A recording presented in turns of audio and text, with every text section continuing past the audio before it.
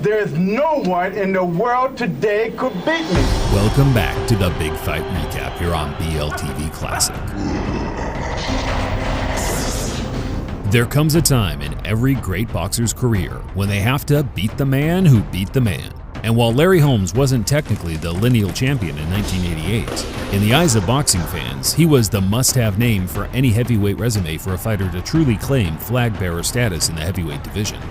As documented in our previous videos in the series, Tyson had fought an array of technically renowned boxers during his reign as champion. However, their skill sets were primarily imitations and paled in comparison to the legendary arsenal the long-reigning king Larry Holmes brought to the table. Larry Holmes will kill you, literally kill you if you let him. It was arguably the most important fight of prime Mike Tyson's career, and time has remembered it as one of the most significant fights in heavyweight history. The night Tyson sought revenge for his boxing idol. Let's take a look.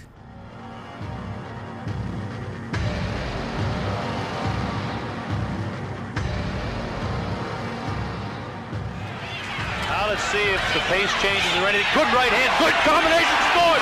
Holmes is coming. Larry Holmes burst onto the heavyweight scene in 1978 after successfully challenging Ken Norton for the WBC title. It was a violent affair that culminated in a breathtaking final round where Holmes had to win to get the decision. Show both fighters courageous as Holmes comes back, scores a kick. He's got under trouble. Larry Holmes was a relatively unknown quantity by the time he became champion, having only shared the ring with one notable name in Ernie Shavers. But behind the scenes, his reputation was infamous, particularly among the heavyweight elites, as the likeness of Larry's style to Ali's made for perfect sparring for top guys like Ernie Shavers and Joe Frazier as they prepared to take on the king of the heavyweight division. You're gonna see two heavyweight champions fighting. One is the phony and one is the real one. Ali himself took a close liking to Holmes, bringing the dubbed Easton Assassin on board the team as early as 1968, helping to nurture a talent that would one day conquer the golden generation of the heavyweight division.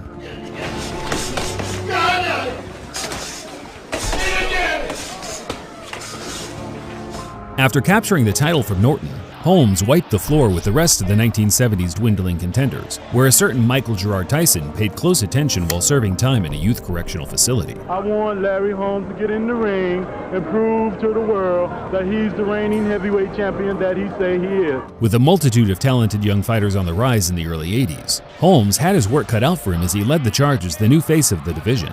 However, one man for the previous generation wasn't quite prepared to allow a new crop to blossom without getting wet. And I'm coming back because I'm going to be the champ 4 times. I promise you, it'll be a miracle. Holmes will be no contest. As much as the boxing public wanted to believe that Ali still possessed the smoke required to deal with yet another monster in the heavyweight division, it was clear that this time his chances were slim to none. Ali had been out of the ring for 2 years, and his health was in disarray. He might have overcome the odds to beat Liston and Foreman in the past, but at this stage in his career, it was difficult to see any route to victory against what was now a prime Larry Holmes. Ali has been your idol. Will you take it easy on him? My thing is to go out there and knock him out, to hurt this man, not to take it easy on him. That is not my job. I get the idea that Muhammad Ali might explode at any time, too. At the end of the day, this is the hurt business. There's no place for anything other than a rather him than me attitude. And Holmes stayed true to his word of putting friendships aside as he became the first and only person to defeat Muhammad Ali inside the distance. That's it. They've stopped the fight at TKO. Ali took a hellacious one-sided beating.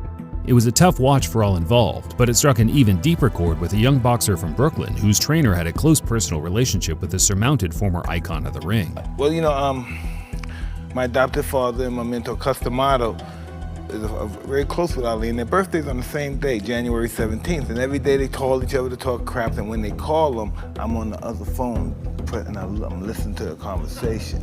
He would never let me talk to him, so I sneak and hang on the phone, because he didn't hear too well, so he couldn't hear me getting on the phone. I would hear him talking. And so I talked to Ali, and Ali had just lost to Larry Holmes at night. Yeah. The next morning, they were talking on the phone.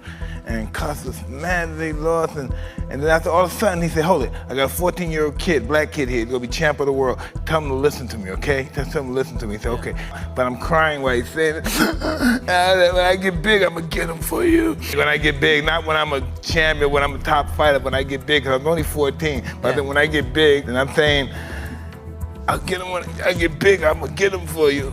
There are a lot of misconceptions about who Mike Tyson truly idolized as a young boxer coming up. You hear a lot about Jack Dempsey and Roberto Duran, but the truth is Muhammad Ali meant the world to him. He admired his skills, bravado, and most importantly his courage. As intelligent and punctual as Tyson is today, he still struggles to find words to describe his admiration for Ali. Fuck me. Ali's a giant. There's no way other fighters can match him. He'll die for this shit. He'll die. I'm not gonna die for this.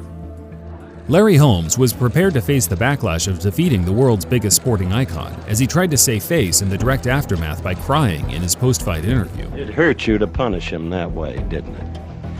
I feel that he fought one of the baddest heavyweights in the world today, and you cannot take credit from him. However, that heartbroken 14-year-old kid represented how most of the sporting world felt as a consequence of Ali Holmes.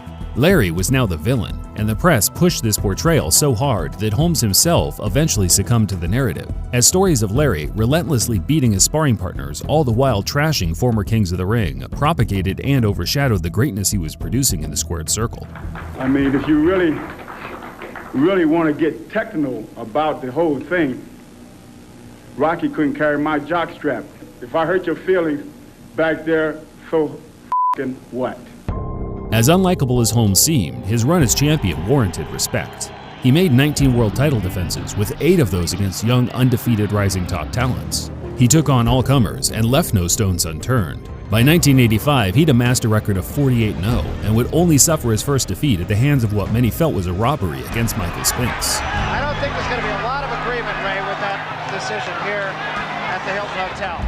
The loss, even given the fact many thought he had won, was enough for Larry to hang him up. He felt he'd achieved everything possible and did it all without getting the plaudits he deserved from the media and fans. However, there was one more name, one last undefeated fighter, that, if he could best, would surely change the public's perception. People are saying, Larry Holmes, why? They won't say that anymore after this, because I know what I'm doing. If they want to make him out of a beast that he's claimed to be, he's going to be in there with a beast. I'm an experienced professional fighter. I am no kid. I do not play. I'm going to knock this guy out.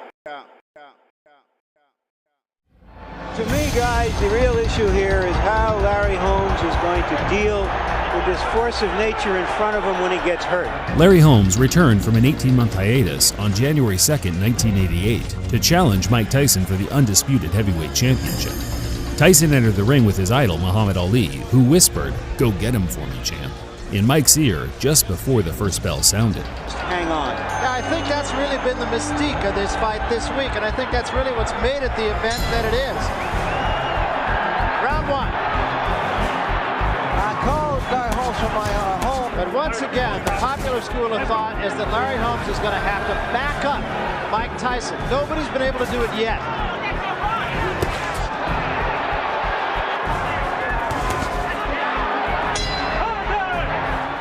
The first round was a cagey feel-out affair, with Holmes, as Larry Merchant put it, being the landmark that avoided the wrecking ball. And just to elaborate on that, Mike, go to the body. Remember the numbering system we talked about before the fight. The body's wide open and Tyson attacks him. There's a left hook by Tyson. That's the right hand. Tyson says no, it didn't hurt. There's a right hand lead by Tyson. That was a big right hand. Best punch of the fight.